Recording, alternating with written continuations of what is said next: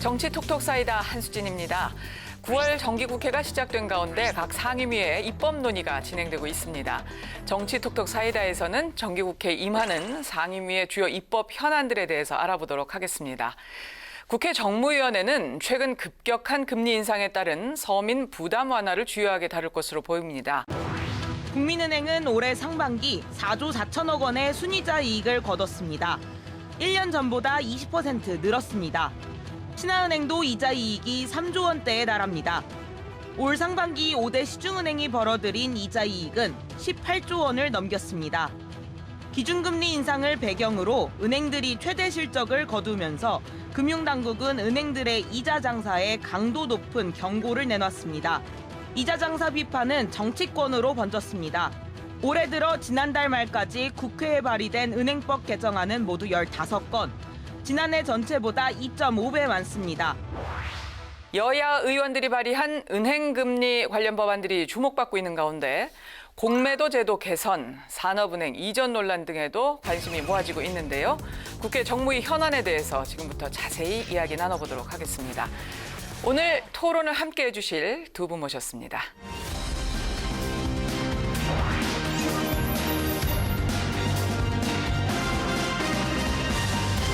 네, 현재 국회에는 대출금리 관련 법안들이 발의된 상태입니다. 정무위원회를 소관으로 하는 법안 가운데 은행과 직간접적으로 연관이 되어 있는 법안은 은행법 개정안 9건, 또 금융소비자보호법 개정안 3건 등 모두 12건에 이릅니다.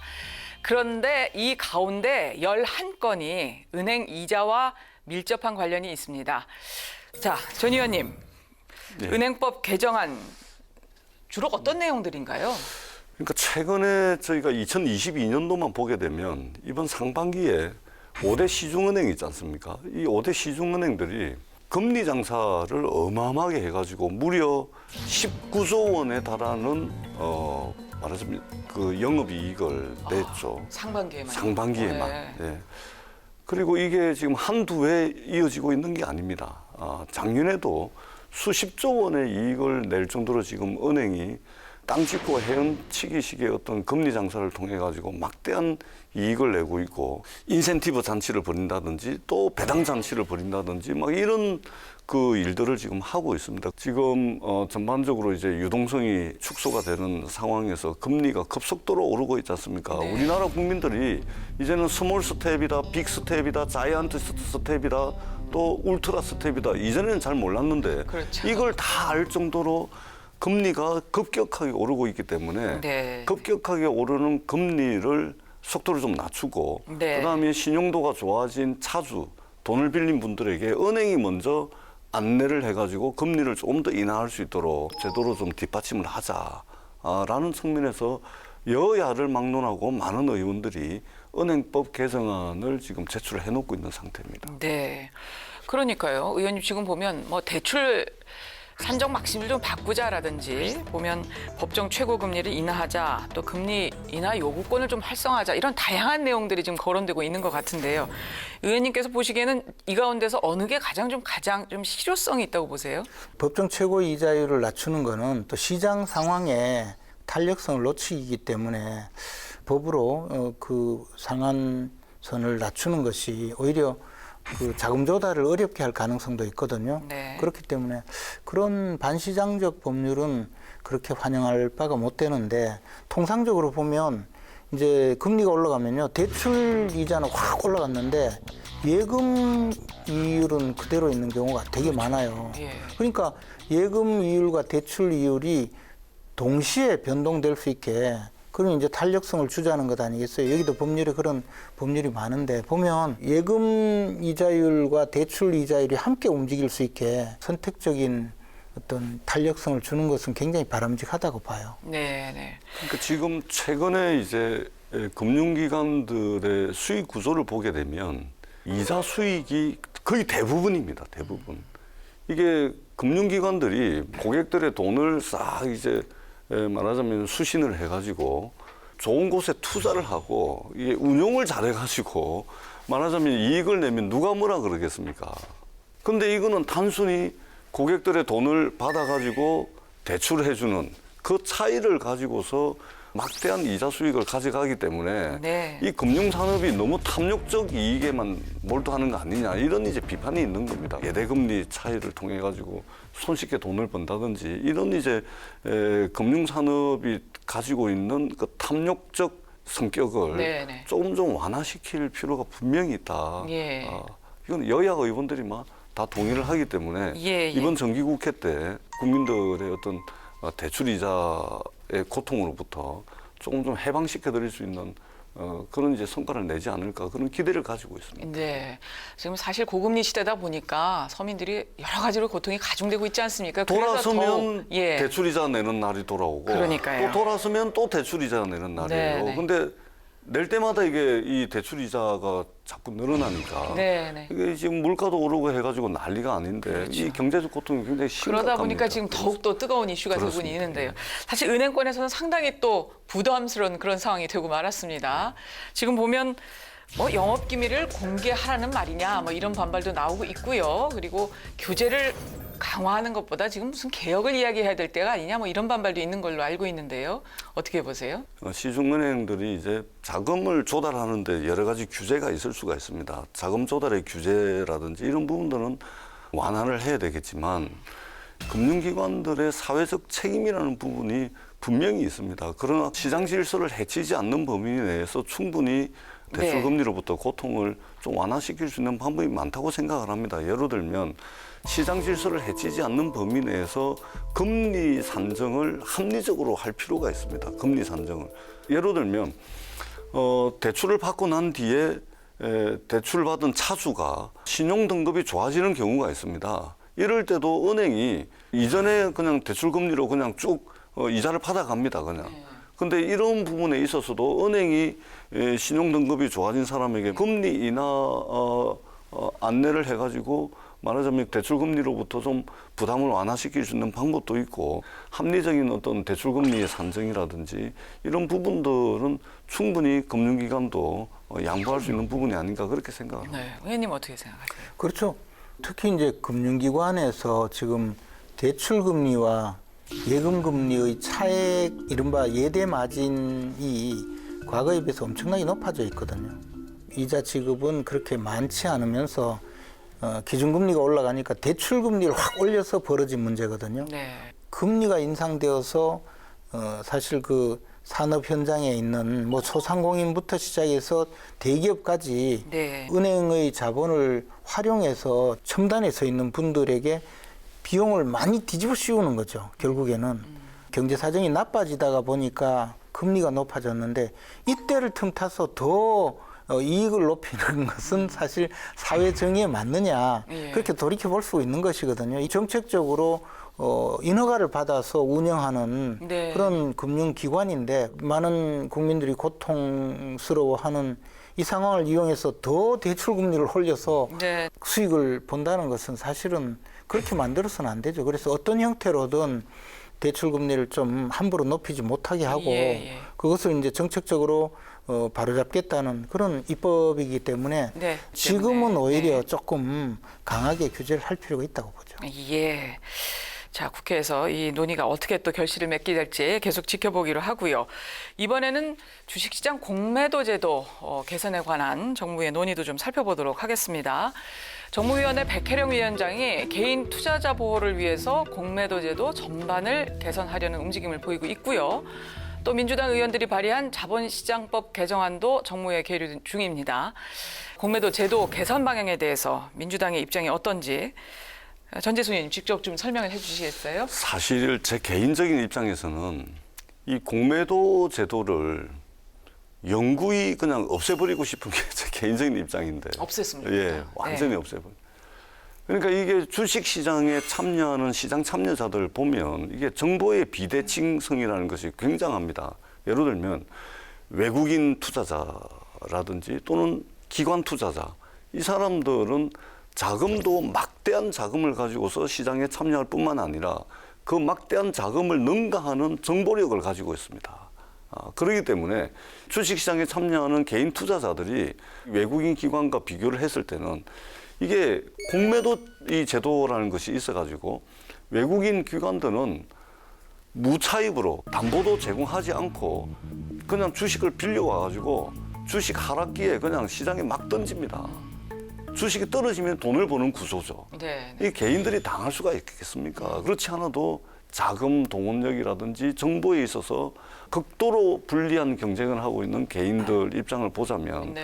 완전히 없애야 된다는 입장이긴 하지만 그러나 많은 이제 전문가들이 공매도의 어떤 장점, 가격을 합리적으로 자율적으로 이제 시장에서 조정되도록 한다든지 뭐 또는 이제 자본시장의 파이를 키우는 문제 뭐 네. 등등의 긍정적 요인들이 있다고 하니 없애지는 못하고 다만 이 기울어진 운동장을 조금은 좀 바르게 패야 되겠다라는 네. 차원에서 공매도 제도는 반드시 손을 봐야 되겠다는 생각을 저희들이 하고 있습니다. 네. 의원님 어떠세요? 근데 이제 공매도가 뭐 전재수 의원님 말씀하셨듯이 그런 부작용이 있는 건 분명히 사실이에요. 그리고 미국의 최고의 주식 부자라고 볼 수 있는 일론 머스크 같은 사람도 공매도에 대해서 아주 비판적인 것 아니라 없애야 된다고 주장을 하죠. 그런데 이제 공매도 제도는 전 세계적으로 지금 합법화되어 있고 또 공매도가 뭐 엄청난 양이 벌어지고 있어요. 거기다가 더 나가서 우리는 자본시장을 완전 자유화했는데 우리나라가 코로나19 때 그때 공매도를 중단시켰거든요. 주로 이제 개인 투자자들이 극도의 피해를 입는다고 해서. 그래서 중단시키고 전 세계에서 마지막으로 공매도를 풀었어요. 그랬는데 그때 당시의 상황은 우리나라가 자본시장에서 갈라파고스 섬처럼 그렇게 보였단 말이에요. 예. 그러니까 이게 공매도 제도라는 것을 우리나라의 제도적인 개혁 내지 제도적인 변화로 끌고 갈 수가 없어요. 그러면 우리나라 자본시장 자체가 이상해지거든요. 예. 저는 개인적으로 공매도 제도가 우리나라 조금 특징적으로 우리나라에서는 이것을 좀 제도 개선을 했으면 좋겠다고 느끼는 거는 뭐냐면 이제 공매도라는 게 이게 이제 결국에는 미래에 내가 팔 수 있는 주식을 사가지고 가지고 있는데 몇 년을 갖고 있어도 공매도 시한을 두지 않고 공매도를 운영할 수 있도록 이렇게 되어 있거든요. 근데 많은 나라에서는 이 시한을 두고 있습니다. 공매도로서 걸었는 데는 한 6개월 내에 팔아야 된다든지 네. 1년 내에 팔아야 된다든지 그런 시한을 두면 상당히 많은 공매도의 폐해를 줄일 수 있다고 보거든요. 그런 정도의 제도 개선은 반드시 필요하다고 보고요. 대통령께서는 뭐 불법 공매도를 엄단해라라고 하셨는데 사실 뭐 불법 공매도는 무조건 엄단해야죠. 당연히 그렇죠. 불법이니까. 네. 근데 이런 불법 공매도가 개인은 할 수가 없고요. 공매도 시장 자체가 주로 이제 국내 기관이나 외국계 사모펀드 같은 데서 주로 많이 들어오는데 국내 기관도 공매도에 거의 참여하지 못할 정도로 외국인들의 전유물이 되다시피 했거든요. 그렇기 네. 때문에 이런 시한을 두는 그런 제도 개선은 저는 좀 필요하지 않을까 생각합니다. 예. 어쩐지. 그래서 이번 정기국회 때 우리 민주당에서 한국 주식투자연합회라고 있습니다. 그 자본시장에 참여하는 개인들인데 이분들에게 개미들의 개미들입니다. 힘을 합치신 거예요. 그렇습니다. 네. 그래서 이분들이 공매도 개혁으로 1,400만 국민 행복시대의 열기라는 이제 공매도 제도 개혁안을 제출을 할 거거든요. 네. 시장에 직접 참여하고 있는 개인 투자자들의 의견을 모아가지고 이번 예. 정기국회 때 민주당은 안을 좀 만들어서 통과를 시키겠다 이런 이제 계획을 가지고 있어서 저희들이 자본시장법 개정안도 이미 제출이 돼 있고 또 준비를 하고 있습니다. 예. 핵심적인 내용은 외국인과 기관들의 어떤 공매도 기준, 담보 비율. 예를 들면 개인이 공매도를 하기 위해서 주식을 빌리게 되면 담보 비율이 개인은 지금 현재 140%입니다. 네. 근데 외국인 기관은 있잖아요. 105%입니다. 그것도 또 다르군요. 완전히 담보 비율도. 틀립니다. 그러니까 이 레버리지 자체가 완전히 틀리죠. 이런 기준을 좀 강화를 해가지고 외국인 기관들이 공매도 시장에 진입할 수 있는 장벽을 좀 더 좀 높이자, 펜스를. 네. 그리고 뿐만 아니고 공매도 상환 기간. 그러니까 공매도 주식을 빌려가지고 상환 기간이 없어요. 1년이고 2년이고 10년이고 그냥 최대한 많이 벌 때까지 상환 기간을 연장을 해가지고 계속해서 공매도를 운영을 할 수가 있거든요. 네. 이 말이 안 되잖아요. 예. 그래서 공매도 상환 기간이라든지 담보 비율뿐만 아니고 무차입으로 공매도를 하는 사람들도 있습니다. 이 완전히 불법이죠. 그러네요. 그래서 윤석열 대통령께서 불법 공매도를 엄단하라, 철저하게 수사하라 이렇게 말씀을 하셨는데 그거 당연한 겁니다. 잘하신 겁니다. 근데 거기에만 문제가 있는 것이 아니고 그 플러스 네. 공매도 시스템 자체를 개선을 해야 되는 겁니다. 전반적으로 예, 돌아볼 그렇습니다. 필요가 있다 예. 하는 말씀이시고요. 지금 사후 처벌을 좀 강화해서 불법 공매도 방지에 좀 초점을 맞춰보자 이런 의견들도 있는 것 같은데요. 여기에 대해서는 어떻게 생각하세요? 자본시장의 사후 처벌은요, 그 의미가 별로 의미가 없어요. 없어요? 한탕 크게 먹겠다고 생각하고 달려드는 사람들이기 때문에 네. 사후 처벌이 예방 효과가 있는 게 아니라 시스템을 만들면 되거든요. 네. 저는 뭐 6개월이든 1년이든 이번 기회에 그 예. 공매도 시한을 두는 것은 꼭 필요하다고 봅니다. 예.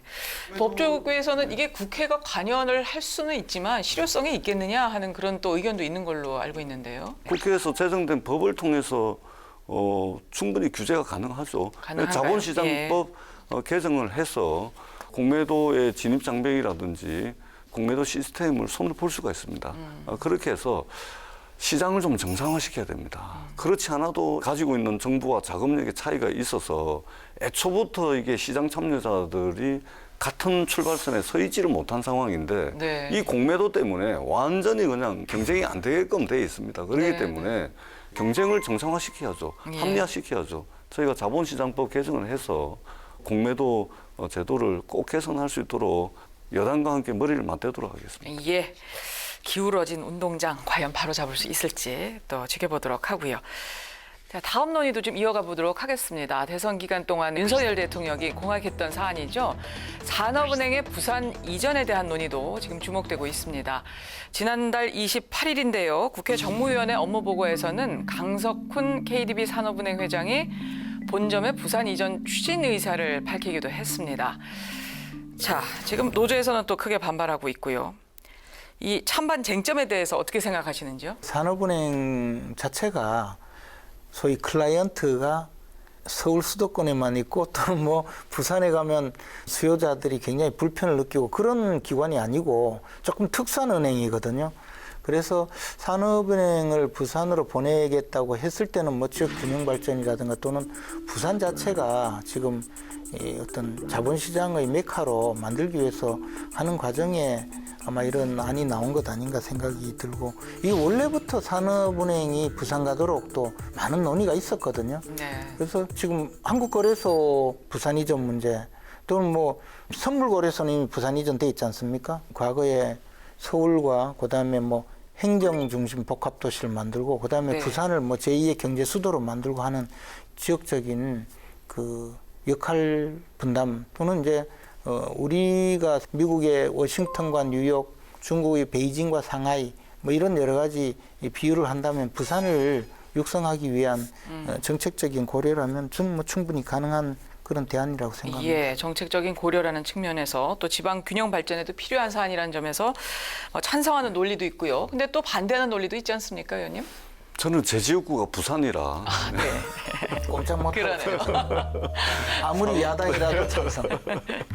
산업은행의 부산 이전은 환영할 만한 일입니다. 그런데 있잖아요. 일을 이런 식으로 처리하면 안 됩니다. 예.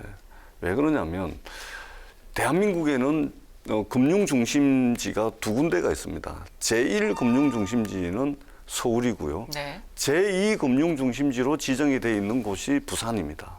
10년도 더 됐습니다. 네. 근데 10년도 더 전에 제2 금융 중심지로 해놨는데 금융 중심지로서의 역할, 위상이 전혀 이루어지고 있지 못하죠.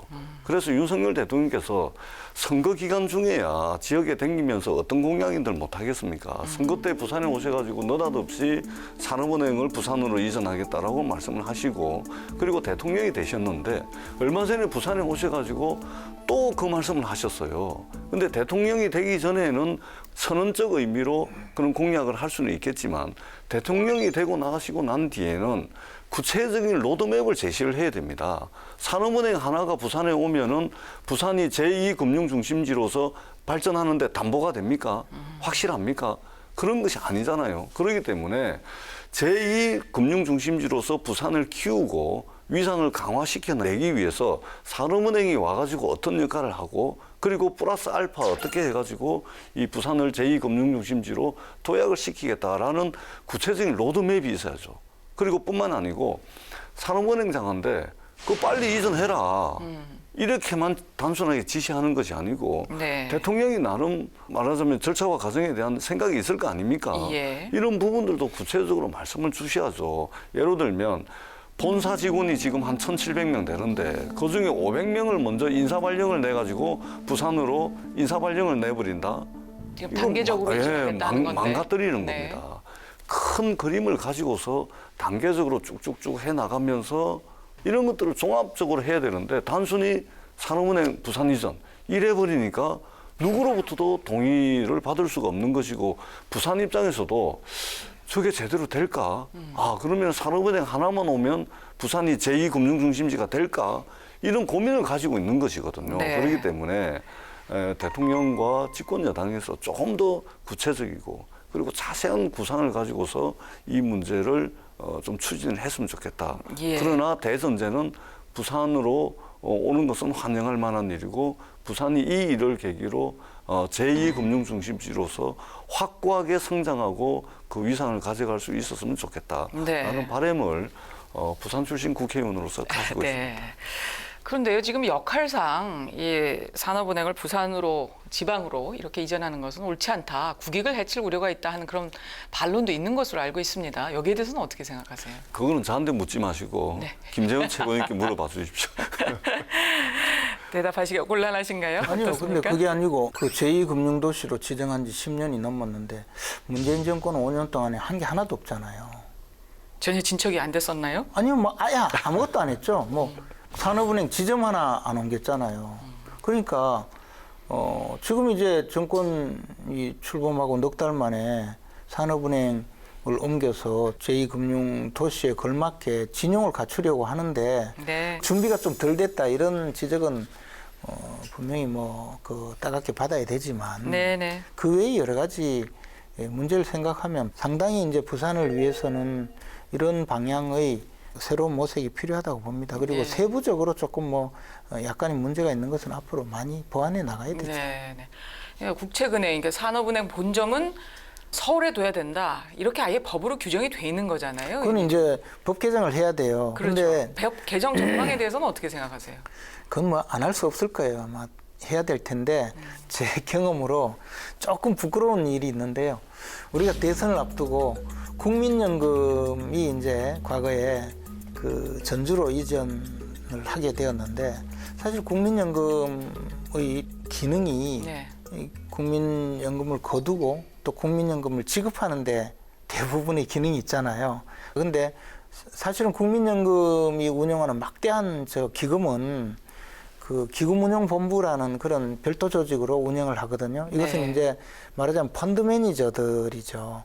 근데 이제 국민연금이 본사가 전주 혁신도시로 이전한다고 했더니 거기 있는 이제 펀드 매니저들, 기금운용본부는 이게 서울에 있어야 되지 전주까지 가서 어떻게 기금을 운영하느냐. 국제적인 매니저들이나 또는 상품 거래가 전부 서울을 기반으로 이루어지지 않느냐. 이래서 기금운용본부는 서울이 남겠다고 했거든요. 그래서 이제 그걸 포퓰리즘 입법이라고 할 수밖에 없지만 네. 부칙에다가 국민연금 기금운용본부의 이전도 전라북도로 명시를 하는 법률을 만들었었거든요. 근데 이제 산업은행이 부산에 간다면 그것에 대해서 국회에 또 국민들의 공감을 얻어내는 것이 굉장히 중요합니다. 국민들에게 이제 이런 부산을 이런 금융도시로 만들자라는 그런 조금 합의도 이루면서 이 법률도 통과시키는 것이 좀 좋지 않을까 생각합니다. 예. 제가 네. 한 말씀만 좀 더 드리자면 지금은 이제 우리가 산업은행 하나만 가지고 이야기를 하지만 사실은 이것은 노무현 정부에서 국가균형발전특별법 줄여서 균발법이라 그래서 이것이 이제 통과가 됨으로 인해 가지고 우리나라가 어떤 국가균형발전이라는 어떤 가치를 현실화되는 그런 이제 과정을 거쳤거든요. 예를 들면 부산만 예로 들면은 문현동을 중심으로 한 금융혁신 도시가 있고 해운대를 중심으로 한 영화 영상 혁신 도시가 있고 영도 동삼동을 중심으로 하는 해양 혁신 도시가 있습니다. 해양 혁신 도시에는 해양 관련 기관 연구원들이 다 들어와 있고 영화 영상은 마찬가지로 영화진흥위원회부터 싹 다 들어와 있고 금융도 이제 금융공기업들이 이제 그 문현동에 다 들어와 있죠. 이런 식으로 해가지고 국가 균형 발전 측면에서 새롭게 지정되는 공공기관의 경우에는 지방 이전 계획을 말하자면 기획재정부에 제출을 하게끔 의무화돼 있거든요. 네. 국가균형발전특별법상. 근데 이명박 박근혜 정부에서 새롭게 공공기관으로 지정된 기관이 한 150개가 되는데 의무화돼 있는 이 조항을 완전히 사문화 시켜버려가지고 지방 이전 계획을 전혀 추진을 안 한 겁니다. 이 부분은 대한민국의 어떤 국가균형발전이라는 측면에서 네. 지방 이전 계획에 다시 좀 속도를 내가지고 산업은행뿐만 아니고 전반적으로 공공기관의 지방 이전도 같이 함께 좀 논의가 될 필요가 있겠다 예, 이런 그렇죠. 생각을 합니다. 내부에서도 좀 반발이 있는 문제이기 때문에 이 문제가 어떻게 잘 국민적인 합의를 이루고 또 로드맵을 통한 설득을 거쳐서 진전을 보게 될지 좀 잘 지켜보도록 해야 될 것 같습니다. 자, 9월 정기국회에서 논의될 정무위 현안에 대해서 살펴봤고요. 계속해서 사이다 큐 이어가도록 하겠습니다. 얼마 전 생활고와 투병 끝에 세상을 떠난 수원 세모녀 사건이 많은 이들의 가슴을 아프게 했는데요. 이런 비극을 막기 위해서 정치권에서는 사회보장급여법 개정에 나섰습니다. 이 사회보장급여법이 무엇이고 이런 법이 있는데도 왜 여전히 사각지대가 존재하는 걸까요? 저는 사이다큐의 박영주입니다. 헌법 제34조 1항에서는 모든 국민은 인간다운 생활을 할 권리를 가진다고 규정하고 있습니다. 사회보장급여법은 이 헌법적 권리를 더욱 두텁게 보호하기 위해서 만들어졌는데요. 사회보장급여의 이용에 대한 것부터 지원 대상자를 발굴하고 수급권자의 지원뿐만 아니라 사회보장 정보에 대한 것, 그리고 사회보장에 관한 지역 계획이나 운영체계 등에 대해서 폭넓게 규정을 하고 있는 법률입니다. 생활고를 견디다 못한 세모녀가 스스로 목숨을 끊었던 송파 세모녀 사건이 일어난 이후에 제정이 된 법률입니다. 그렇지만 사회보장급여법이 제정이 된 이후에도 복지 사각지대가 여전히 존재합니다. 건강보험료가 장기 체납되거나 단전이나 단수처럼 생활고를 겪는 것으로 추정되는 이가 약 544만 명에 달하는 것으로 나타나는 가운데 이 중에 복지부가 선별한 위기가구 발굴 우선순위 명단은 12만 3천 명이고요. 도움이 필요할 것으로 추정되는 인원에 비해서 실질적인 도움을 받을 수 있는 사례가 턱없이 부족하다는 것을 알 수 있습니다. 수원 세모녀 사건의 경우는 세 가구와 모두 중병을 앓고 있었고 건보료가 1년 4개월 동안 연체로 충분히 위기를 직감할 수 있었지만 주소지와 거주지가 달라서 어디에서도 관리를 받지 못했던 케이스였는데요. 보건복지부와 건보공단이 보유한 질병 정보가 연계만 됐었어도 충분히 발견이 가능했을 텐데 정보관리에 허점이 드러난 사건이라고 할 수 있습니다. 뿐만 아니라 사회보장제도는 신청주의가 원칙이라서 신청자가 신청을 해야 되는데요. 이때 준비해야 되는 서류가 너무나도 많습니다. 가족 단절이나 이혼처럼 사적인 문제로 관련 서류를 받지 못하는 경우에는 신청 자체를 꺼리게 되는 경우도 많다고 하는데요. 이처럼 도움이 필요한 상태임에도 제도를 잘 몰라서 신청하지 못하는 경우나 신청이 어려워서 신청을 하지 못하는 경우에 대해서는 적극적인 개선이 필요한 부분이 아닐까요? 위기가구 복지 시스템, 해외는 어떨까요? 복지 시스템은 신청주의를 넘어서는 것이 세계적인 추세입니다. 프랑스 같은 경우는 신청하지 않아도 국세청이나 사회보장청에서 기준선 이하에 속하는 사람을 찾아서 수당이나 서비스를 제공하고 있습니다. 일본은 주민 관계망을 활용한 복지 사업을 확대하고 있는데 2002년 치바현 마스도시에서 주민자치회가 시작한 고독사 제로 작전이 전국으로 확산되기도 했었고요. 오사카시에서는 신문판매협회, 수도가스 우편회사하고 협정을 맺어서 검침 배달원이 일상 업무 안에서 위기가구를 발굴하면 시청, 경찰, 소방에 알리도록 하고 있습니다.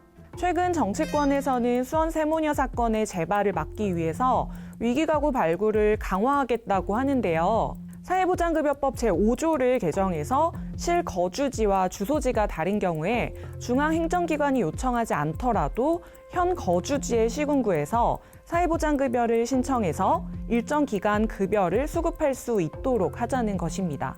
또한 그 외에 사각지대 발굴 시스템에 연계된 34종의 정보 외에도 융자 상환 장기 연체나 소득 대비 의료비 과다 지출, 연금담보 긴급자금 대부 신청 등의 정보를 추가 연계하도록 할 예정이라고 합니다. 난치병이나 빚 독촉, 생활고에 시달리는 동안에 단 한 번도 지자체나 시민단체로부터 온정의 손길을 받지 못하는 이웃이 있다는 게 정말 마음이 아픕니다. 우리나라가 경제협력개발기구 OECD에 가입한 지 26년째입니다. 더 이상 같은 슬픔이 되풀이되는 일이 없도록 국회가 힘을 모아서 실효성 있는 사회 안전망을 만들어야 할 것입니다.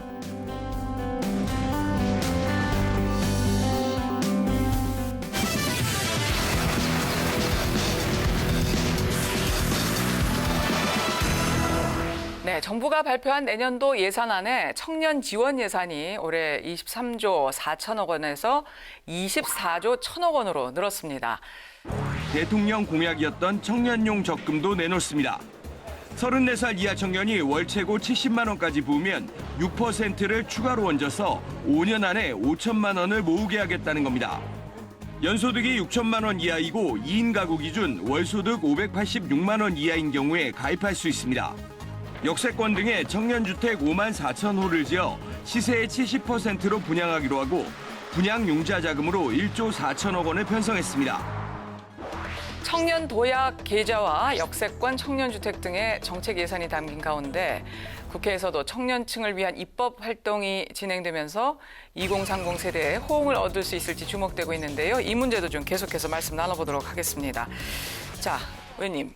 지금 보면요. 청년 도약 계좌 관심을 끌고 있습니다. 일단 일정액을 계속해서 납부를 하면 정부가 좀 보태주고요. 그래서 또 5년 만기 때가 되면 최대 한 5천만 원을 받게 되는 것 같습니다.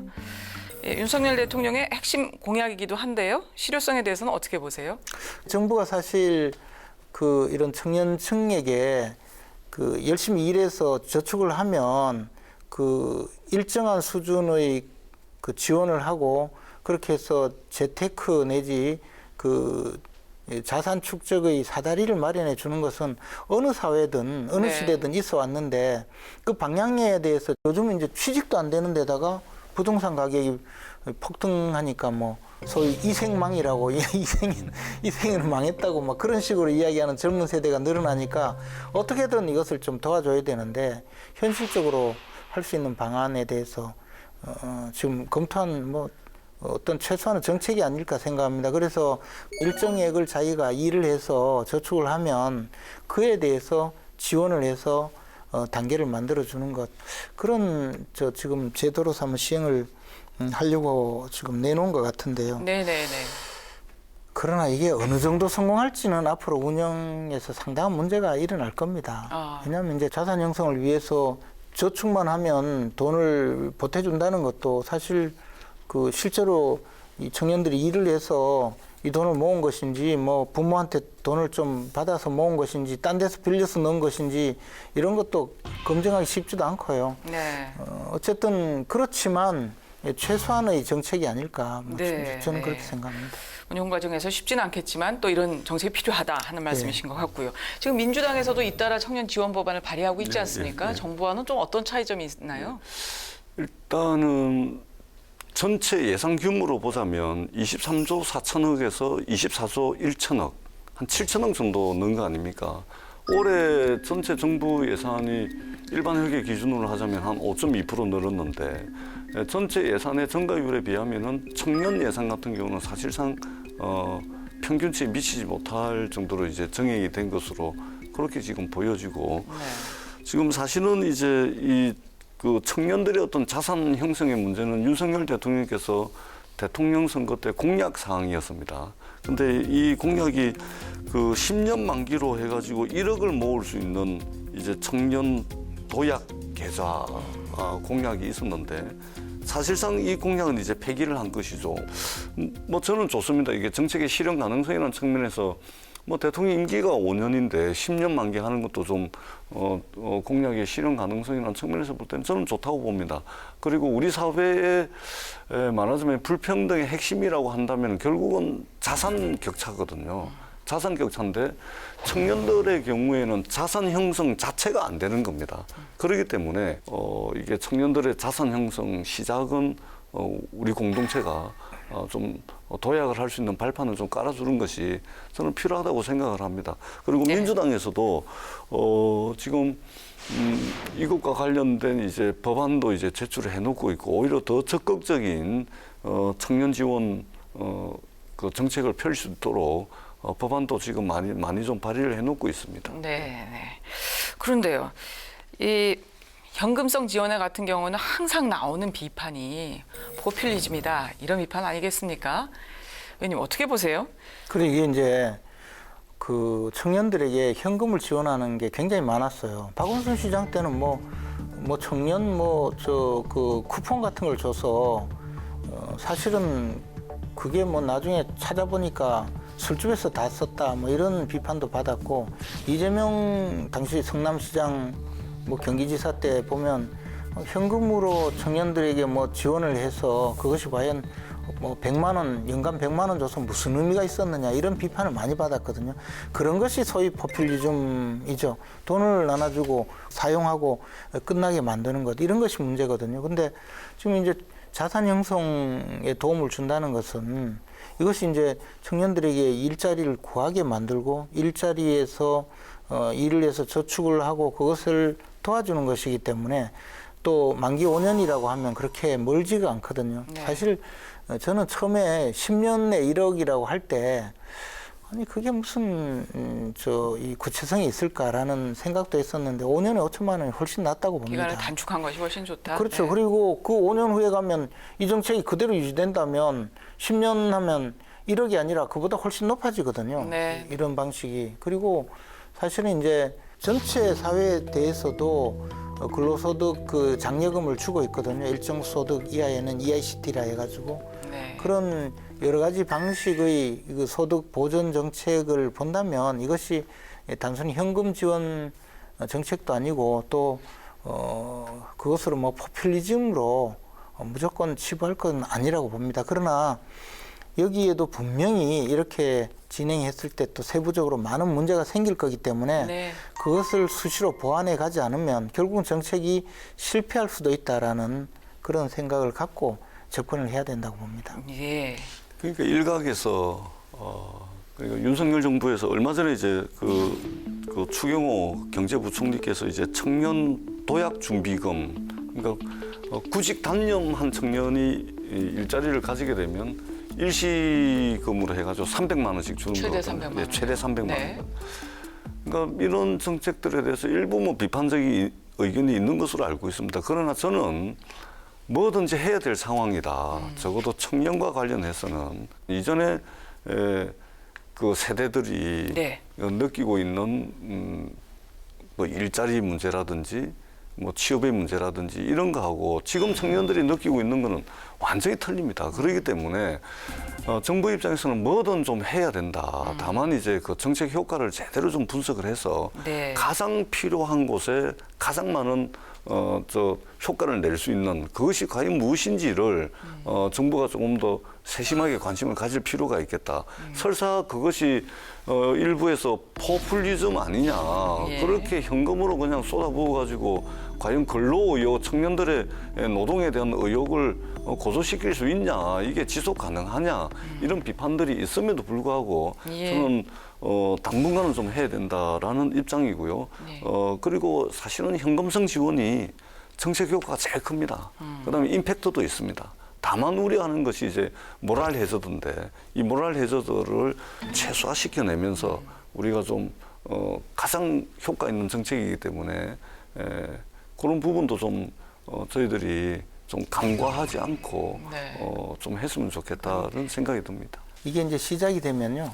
각 지방자치단체에서는요. 또 이 흉내 내서 여건도 안 되면서 이제 조금씩 해가지고 국간 사정도 달려들어요. 고려하지 않고. 그래서 네. 정책 효과도 없으면서 국민들 지탄을 받는 이런 경우가 사실 있기 마련이거든요. 네. 그리고 현금성 지원이라는 것이 이 정책 목표가 있으면 그대로 움직이도록 도와줘야 되는데 그 반대 방향으로 가게 만들기 때문에 문제거든요. 돈을 주면서 청년들이 재산을 형성하게 만들어야 되는데 이 돈을 주니까 더 까먹게 만드는 그런 정책이라면 이게 해서는 안 되잖아요. 이제 그럴 가능성이 있기 때문에 굉장히 조심해야 된다 그런 취지죠. 예.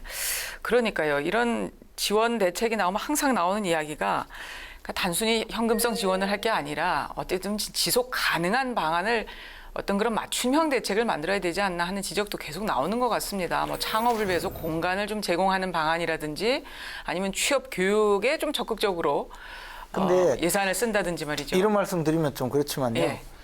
현장에 나가보면 지금 창업 공간, 뭐 창업 도우미, 창업을 위한 프로그램, 교육은 엄청나게 많이 되고 있어요. 지금도 충분히 진행되고 어떻게 있다라는 보면 말씀이세요. 그에 대해서는 굉장히 많이 되고 있는데 현실성이 떨어져서 청년들이 거기에 활용을 잘 하지 않아서 문제거든요. 현실성이 떨어진 사업을 벌이면서 돈만 투자하다가 나중에 가면 효과는 없고 돈은 막 쓰고 또 국민들로부터는 손가락질 받고 이런 일이 반복되기 때문에 그런 점을 조심해야 된다는 거죠. 예.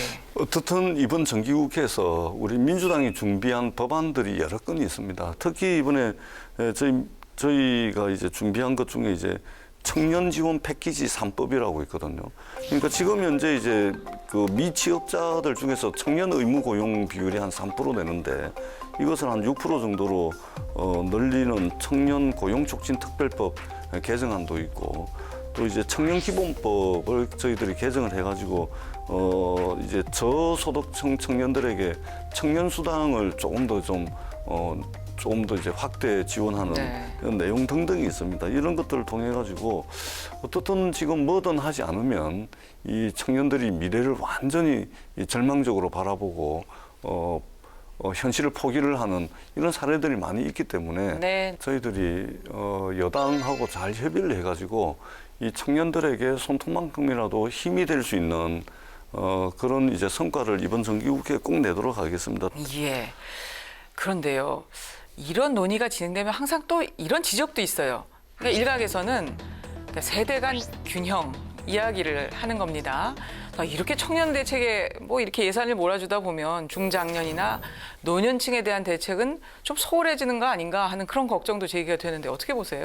근데 사실 이제 우리나라가 전 세계에 거의 유례가 없는 기초노령연금을 유지하고 있거든요. 네. 그렇기 때문에 그런 노령층에 대해서 뭐 배려가 없다라고는 뭐 할 상황은 아닌데 중장년층에 대해서는 굉장히 좀 어려움을 제대로 배려하지 못한다는 지적이 있을 수가 있어요.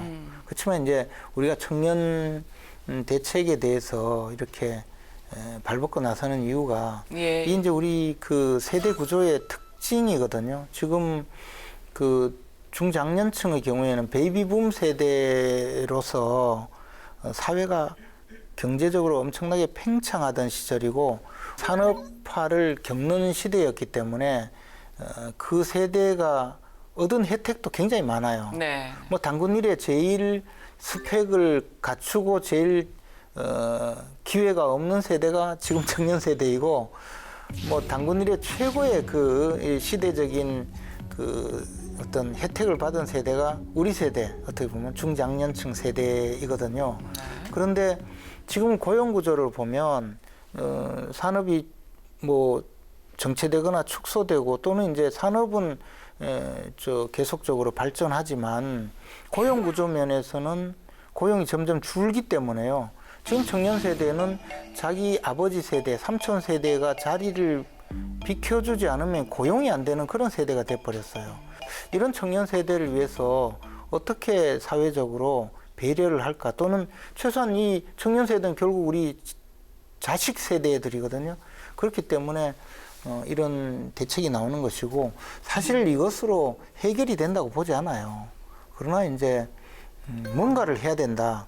뭐 전재수 의원님도 말씀하셨지만 좀 부작용이 생기더라도 안 하는 것보다 낫다 해보자. 그런 가만히 있을 수는 없는 그런 그렇죠. 상황. 그런 마음이 심각한 사는 상황이다. 네.